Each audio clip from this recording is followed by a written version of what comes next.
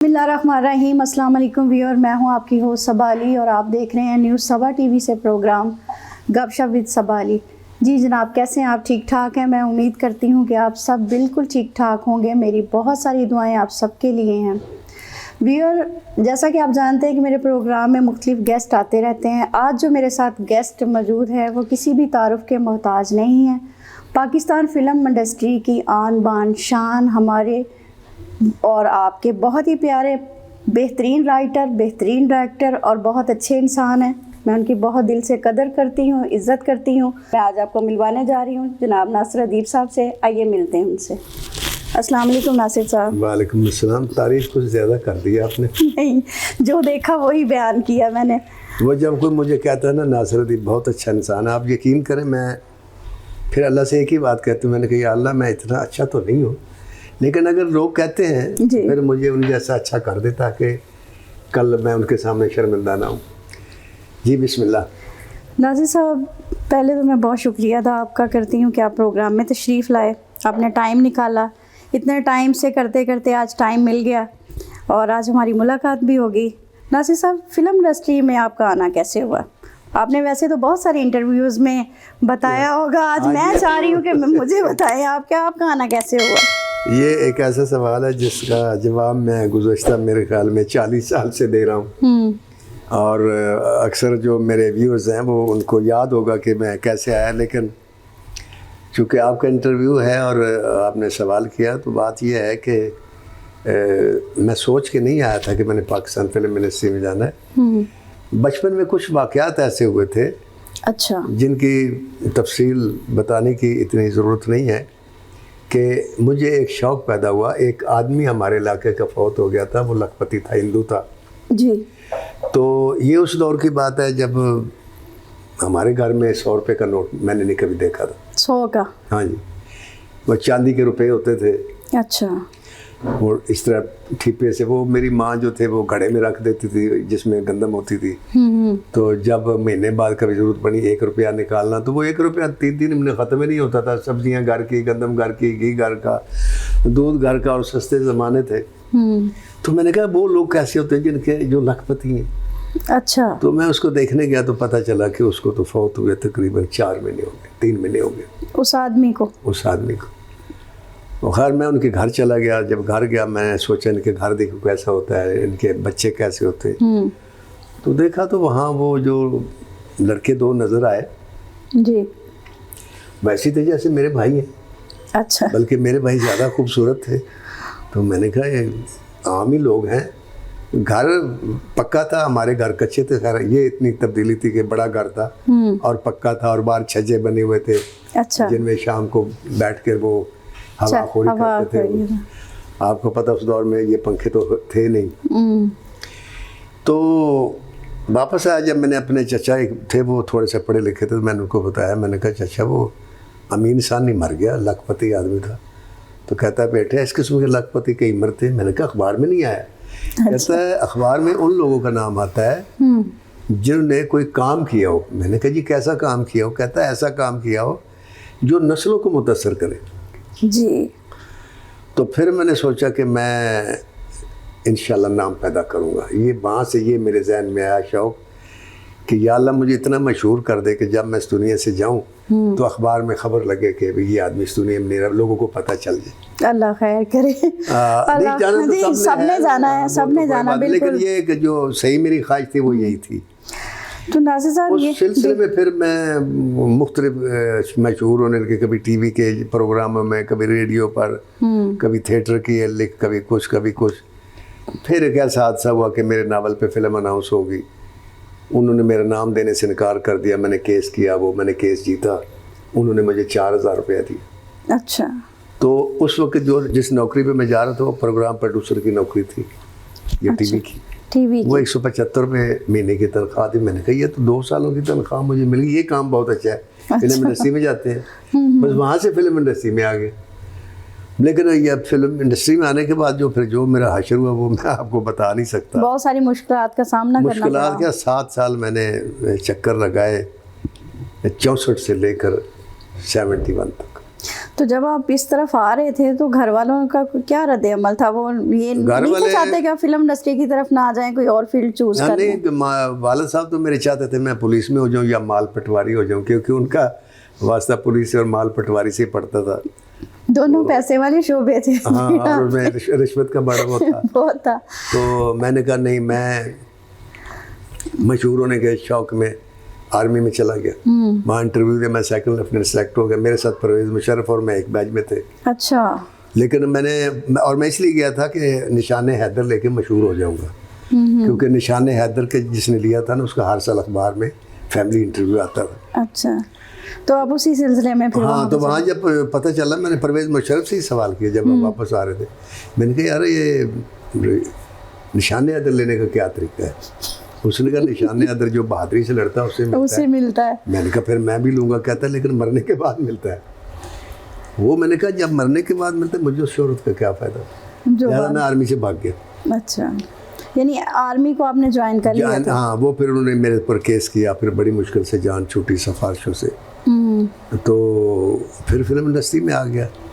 वालिद साहब जो थे वो मेरे साथ नाराज़ हो गए और सख्त नाराज़ हुए। मेरे भाई ने मुझे मारा भी। और वालिद साहब ने जब देखा कि मैं यहाँ फिल्म इंडस्ट्री का शौक है, तो वो मेरी माँ को कहते कि हुण तेरा पुत्र भंड होने लगा है। भंड होने लगा? हाँ। तो दूसरे लफ्ज़ों में वो कभी कभी ये भी कह देते हैं कंजरा को जाएगा, ये कंजर हो गया है। तो बड़े नाराज़ थे, लेकिन पर वो मैंने अपनी ज़िद नहीं छोड़ी। फिर 7 साल के बाद जाकर मौका मिला और वैशी जट फिल्म का स्क्रिप्ट अप्रूव हुआ। और वैशी जट फिल्म जब लगी तो उसने पूरी ट्रेंड ही चेंज कर दी। आपकी फर्स्ट वैशी जट और लास्ट आपकी लास्ट मुकम्मल फिल्म, बस असल में वैशी जट से पहले मैं एक सखी बादशाह आपकी लास्ट मूवी थी। हाँ, सखी बादशाह लास्ट थी। इससे पहले मैंने 2 फिल्में के डायलॉग लिखे थे, चाय की प्याली पर और सिगरेट के ऊपर और एक वक्त के खाने पर। अच्छा। वो एक फिल्म थी बेऔलाद, उसके डायलॉग लिखे थे। मैडम सलमा मुमताज़ उसकी प्रोड्यूसर थी जी। और एक फिल्म थी आशिक लोग सुदाई, उसके डायलॉग लिखे थे। वो दोनों ही फिल्में जो थी वो फ्लॉप हो गई। अच्छा। तो उससे फिर मेरा सफ़र और भी मुश्किल हो गया, लेकिन वो फिर चांस से ऐसा मेरा फिर वैसी जट लगी और अल्लाह ने उसके बाद फिर पीछे मुड़ के नहीं देखा जी। आपने 247 मूवीज की हैं सुल्तान रईस साहब के साथ? जी, मेरी 374 है। 374 है जी जी। अच्छा, मैंने कहीं पढ़ा था कि 247 है। नहीं, 247 सुपर हिट है। अच्छा, सुपर हिट। हाँ जी। उस वक्त 3 क्लास होती थी जी। सुपर डुपर हिट होती थी, उसके बाद गुड बी क्लास होती थी, उसे भी हिट कहते थे। उसके बाद बी क्लास होती थी।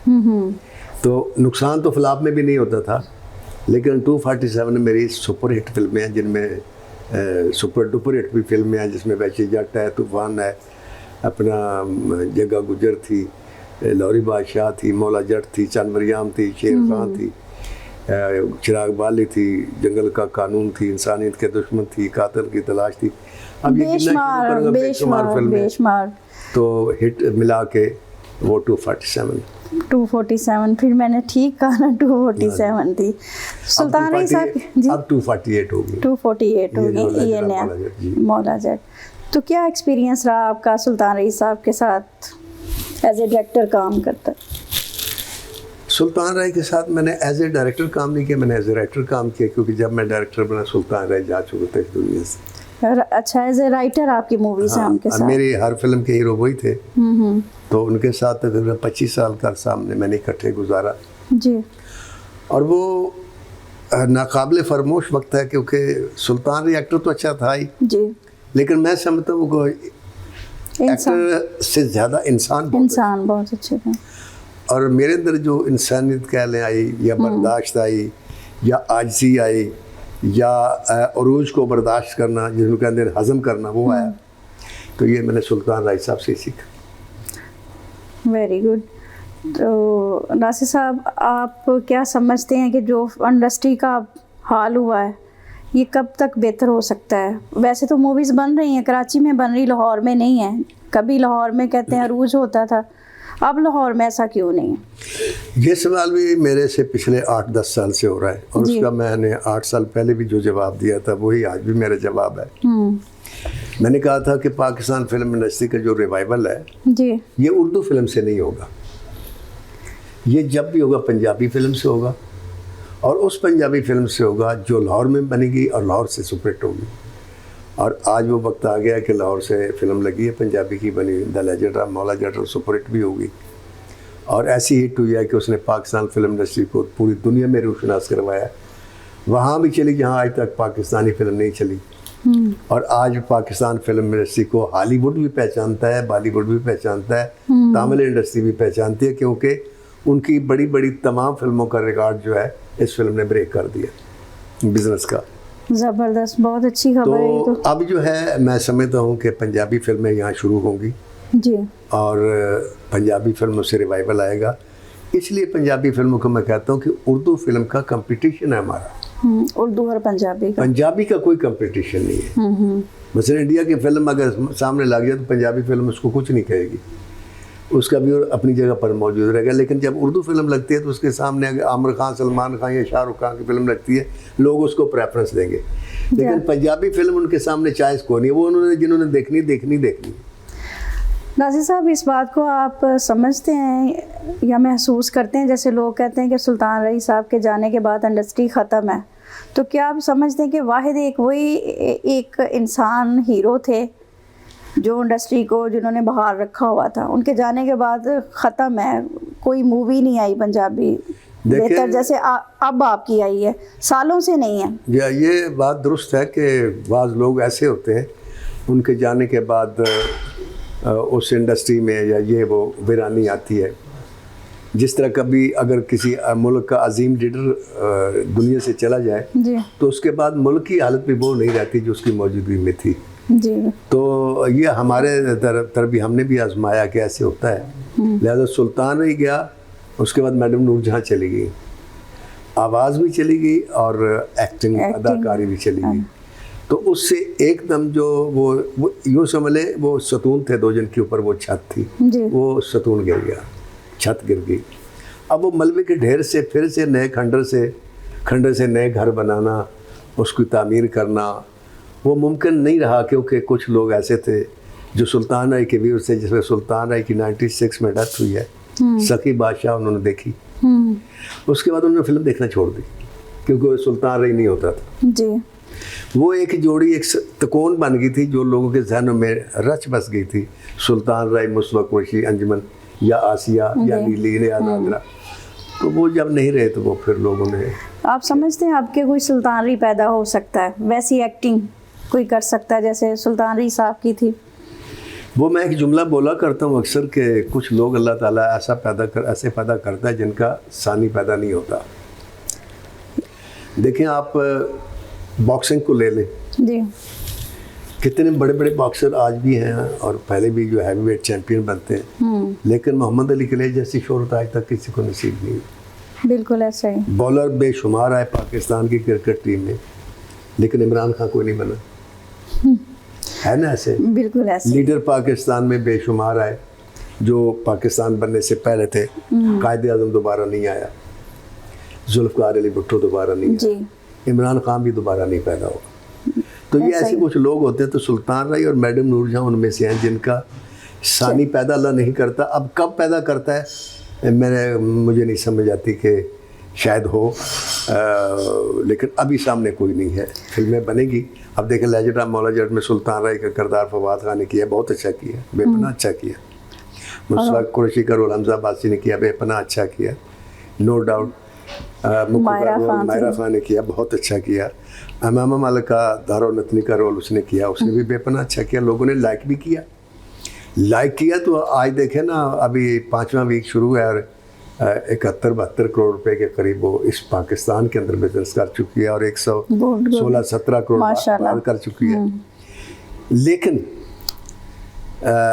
जो व्यूअर जिन्होंने देखा है, अब नई पौध ने तो चूँकि सुल्तान रही और मुस्तफा कुरैशी की फिल्में नहीं देखी, उनके लिए यही सुल्तान रही और मुस्तफा कुरैशी है, क्योंकि ये फिल्म हमने आज के ऑडियंस के लिए बनाई थी, 80 के दौर के लोगों के लिए नहीं बनाई थी। अच्छा। 80 के दौर के लोगों ने जिन्होंने फिल्म देखी है उनको वो जो मज़ा उस फिल्म में आता था इस फिल्म में नहीं आया, लेकिन 19 के बावजूद देखो, और एक दफ़ा नहीं कि एक ही दफ़ा देखो। मौला जट का एक मशहूर डायलॉग है जो बहुत सुपर डुपर हिट गया तो क्या वही डायलॉग इसमें भी डिलीवर उन्हीं एक्टरों ने किया है जो इस वक्त हीरो हैं?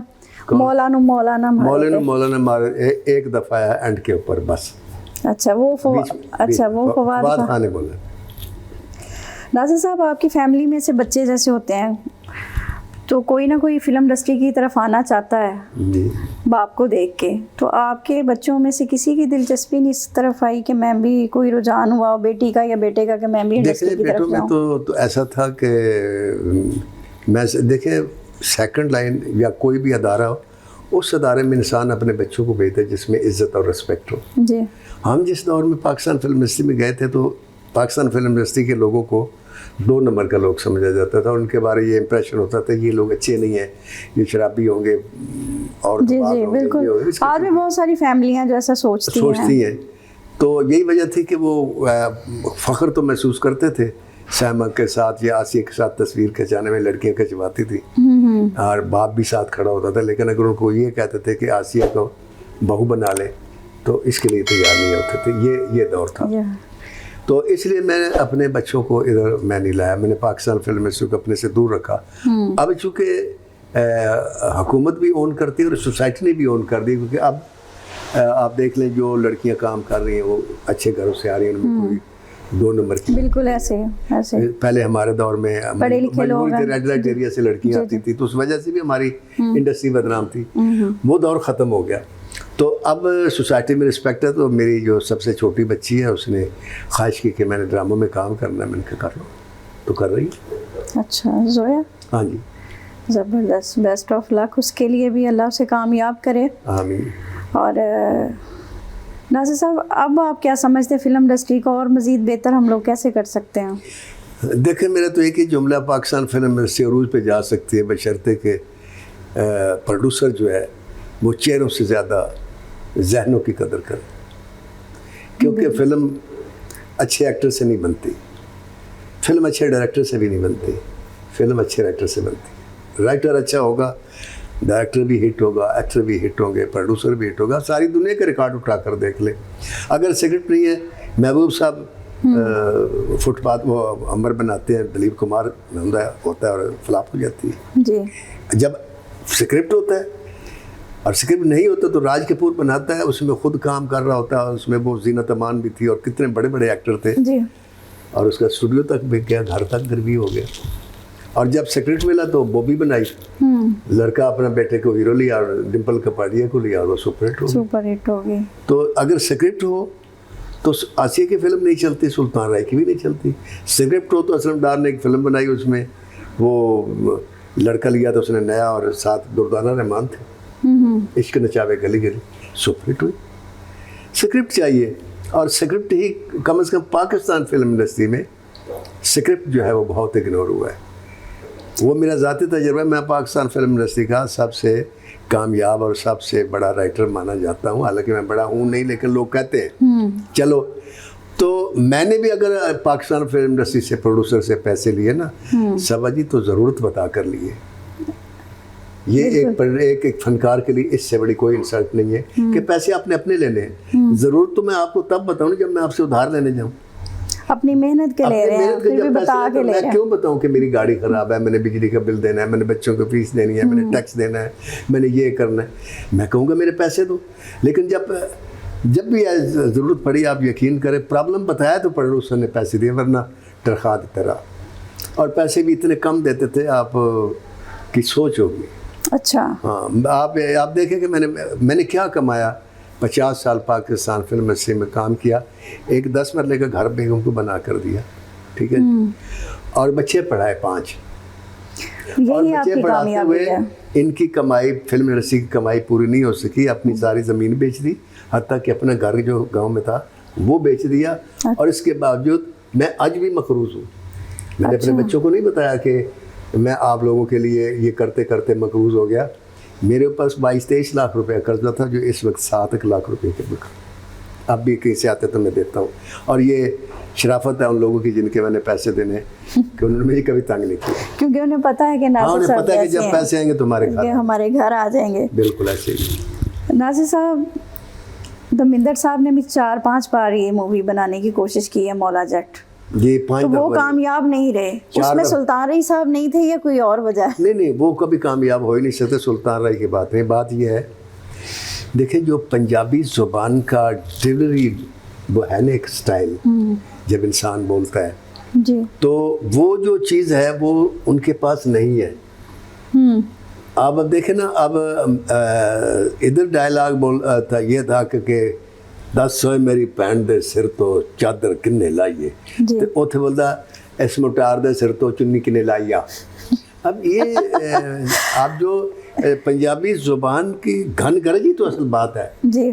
इसका एक दबदबा है ज़ुबान में, एक दबंग ज़ुबान है, और इतना खुल के इसमें एक्सप्रेशन है, प्यार का भी, नफरत का भी, गुस्से का भी, कि वो जिਵੇਂ कहते हैं ना, रज हो जाता है बंदे का। उर्दू फिल्म में गाली देख के भी मज़ा नहीं आता, और पंजाबी में बोलते हैं तो समझ आ जाती है। हाँ, तो इसलिए वो चीज़ उनके पास नहीं। धर्मेंद्र ने जब मुझे बुलाया काम करने के लिए, उनकी मैंने फ़िल्म लिखी, तो उन्होंने मेरे से यह सवाल किया था कि यार मैं 4 फिल्मों कह रहा था, मैंने पंजाबी भी बनाई, उर्दू भी बनाई, लेकिन हमारी फिल्म फ्लॉप होगी। फिर मैंने उससे बताया, मैंने कहा बात यह है कि आप पंजाबी एक्टर ही नहीं है, आप पंजाबी बोल ही नहीं सकते। और पंजाबी, वो सुल्तान राय में यही तो खूबी थी कि वो बोलता था, वो लगता था कि पंजाबी अगर कहता था मैं तेन नहीं छड़ांगा तो लगता था कि नहीं छड़ेगा, कि नहीं छड़ेगा। हाँ जी, बिल्कुल ऐसे ही। ये तो अब आप बोलते हैं तो लोगों को झूठ लगता है, बात ये है।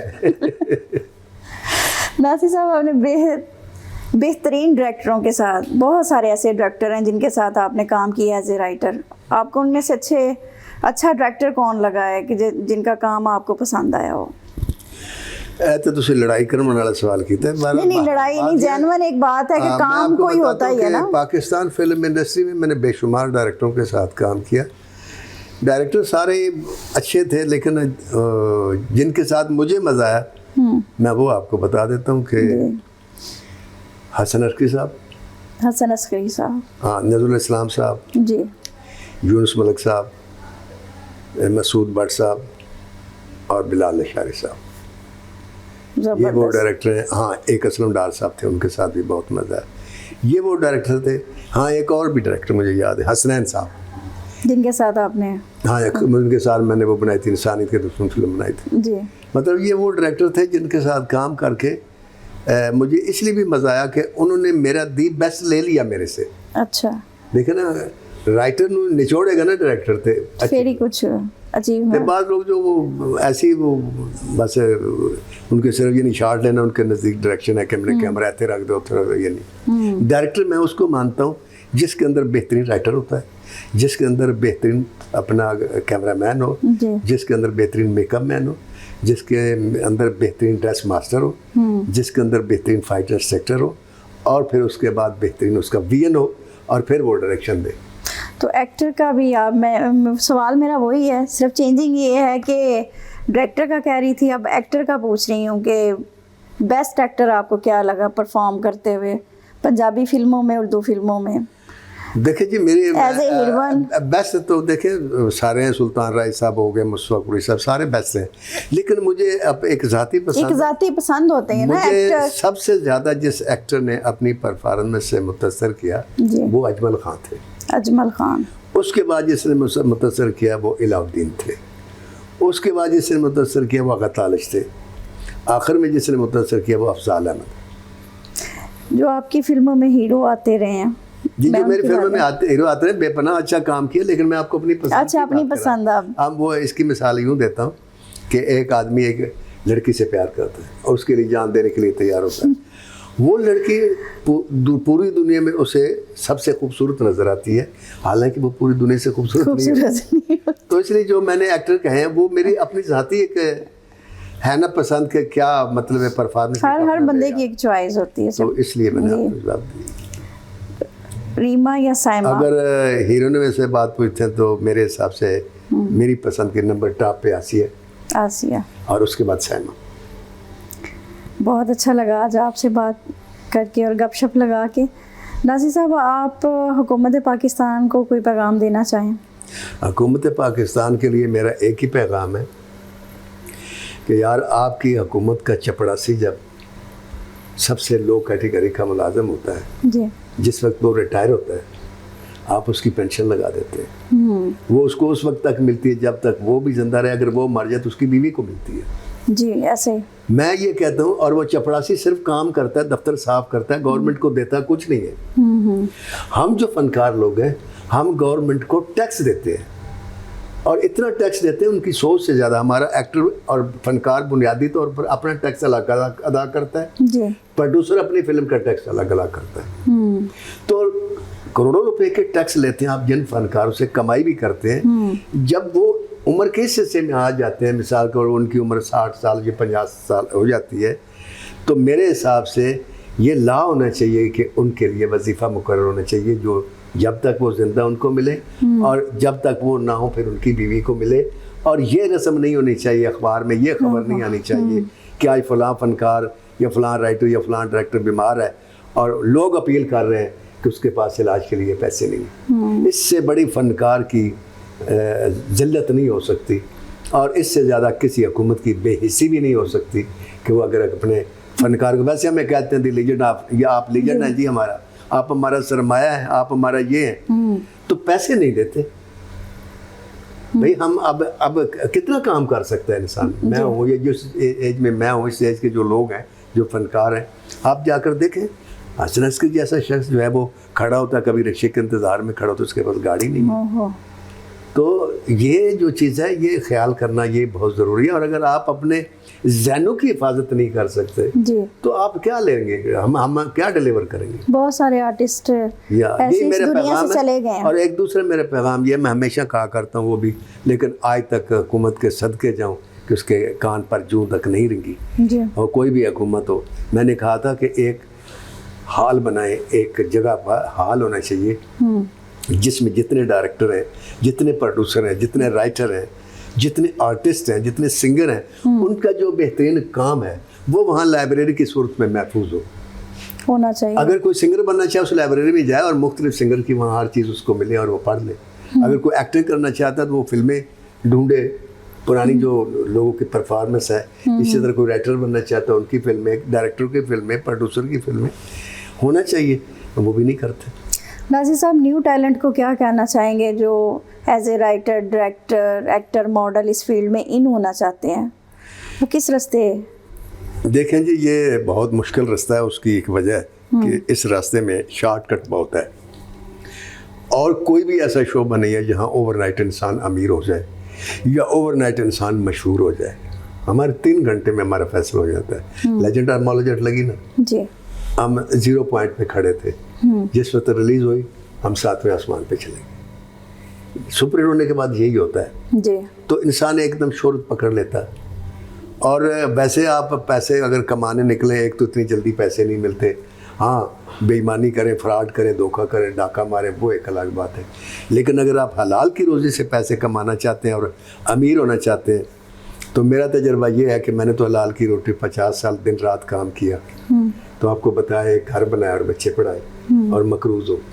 तो वहीं से मेरा जुमला भी आया था मुझे कि हलाल की रोज़ी जो है ना ये पैदल आती है, और हराम की रोज़ी कभी घोड़े पे आती थी, अब तो हवाई जहाज़ पे आती है। एकदम ऑनलाइन आ जाती है, बल्कि इतनी फास्ट है। हाँ, इतनी फास्ट है कि अगर आप यहाँ एक गलत डील कर लें, मिसाल तो कोई गलत चीज़ बेचनी है, मिसाल के हीरोइन के 2 किलो मैं कहता हूँ जी मैं 1.25 को दे दूंगा, मेरे पेमेंट कर दे, तो उधर से ऑनलाइन वो जो है मेरे अकाउंट में पैसे आ जाएंगे, मैं अमीर हो जाऊंगा। अब तो ये है तो, लेकिन ये इसमें बात वही है कि ये वो लोग नहीं करते जिनको ये यकीन होता है कि हमने मरना और हमारा हिसाब भी देना है। और ये हमारी कौम की नहीं बल्कि शायद सारी इंसानियत की बदकिस्मती है कि अल्लाह के बाद जो सबसे बड़ा सच है, बल्कि मैं बात दफ़ा कहता हूँ कि अल्लाह को सारी दुनिया नहीं मानती, लेकिन ये सारी दुनिया मानती है कि मौत है, मरना है, ये सबको पता है। ऐसा ही, ऐसा है ना जी। लेकिन इसके बाद दफना के आते हैं और भूल जाते हैं कि हमने मरना, हम जीते इस तरीके से मरना ही नहीं। तो जब ये हो कि यार जैसे मैं आज दफना कर जा रहा हूँ, कल इन्होंने मुझे दफनाने आना है, बिल्कुल ऐसे। और किसी भी वक्त मौत आ सकती है जी। हमारे सामने मौतें होती है। दादे की गोद में पोता जान देता है, यानी कोई ये आने की तरतीब है। दादे के बाद बाप, बाप के बाद खुद के बाद बेटा, बेटे के बाद पोता, ये तरतीब है। और जाने की कोई तरतीब नहीं, किसी वक्त भी आती है। और अल्लाह ताला ने हर इंसान को हर रोज़ दिखाता है, कोई 10 साल कलर का फौत हो रहा है, कोई 2 साल का हो रहा है, कोई पैदा होते ही हो रहा है, कोई जवानी में हो रहा है। जी। हंसते हुए जाते हैं और आधे घंटे बाद खबर आती मर गए। क्या हुआ? ये रास्ते में हार्ट अटैक हो गया, एक्सीडेंट हो गया, फलां हो गया, हार्ट फेल हो गया, ब्रेन फेल हो गया। तो ये मौत याद रखना बहुत ज़रूरी। इससे बड़ी दुनिया में कोई नसीहत नहीं, कोई किताब पढ़ने की ज़रूरत नहीं, कोई किसी की तकरीर सुनने की ज़रूरत नहीं, कोई आवाज़ लेने की ज़रूरत नहीं। सिर्फ इतना याद रखे कि मैंने मरना है और जिसने मुझे पैदा किया उसके सामने मैंने पेश होना है और मैंने हिसाब देना। जी बेशक। नासिर साहब बहुत बहुत शुक्रिया प्रोग्राम में तशरीफ़ लाए, और मेरी ये दुआ है कि अल्लाह पाक आपको लंबी ज़िंदगी, सेहत, तंदुरुस्ती और मज़ीद कामयाबी से नवाजे, और आपकी ऐसे ही फिल्में सुपर डुपर हिट जाती रहें और आप लोगों को इंटरटेन करते रहें, फिल्म इंडस्ट्री की बहाली के लिए, बेहतरी के लिए लिखते रहें। बहुत सारी दुआएं आपके लिए। बेस्ट ऑफ लक, और ज़िंदगी रही तो फिर मुलाकात होगी किसी प्रोग्राम में। व्यूअर, आज का प्रोग्राम आपको यकीनन अच्छा लगा होगा। इसी के साथ मुझे सबा अली को गपशप प्रोग्राम से इजाज़त दीजिए। खुश रहिए, आबाद रहिए, दूसरों को भी खुश रखिए। अल्लाह हाफिज़। अस्सलाम वालेकुम व्यूअर, मैं हूँ सबा अली। मेरे चैनल को लाइक करें, शेयर करें, सब्सक्राइब करें। आपकी मोहब्बतों की मैं मुंतज़र हूँ, और कमेंट्स बुक में अपनी राय का इजहार भी दें। मैं फिर से कह रही हूँ, मेरे चैनल को लाइक करें, शेयर करें और सब्सक्राइब करें। बहुत शुक्रिया।